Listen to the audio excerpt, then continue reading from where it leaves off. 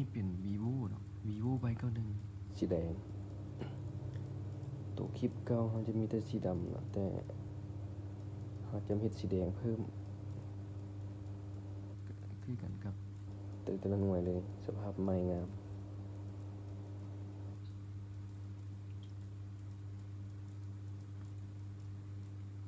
ปัดขึ้นโอเคด้านหน้า exit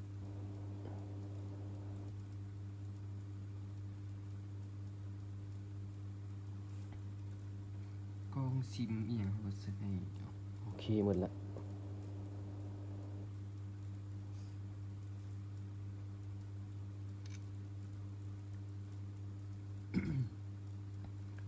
ลูกค้าสั่งใบก็ไปใช้งานตื่มเลยตัวนี้สแกนหน้าได้สแก แข น นมือได้สอง กล้องด้านหลังใส่สากหูน้อยเนาะ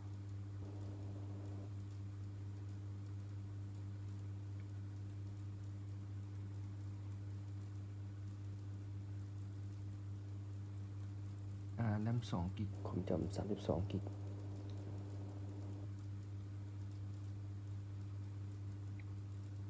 จะได้2 ซิมเนาะ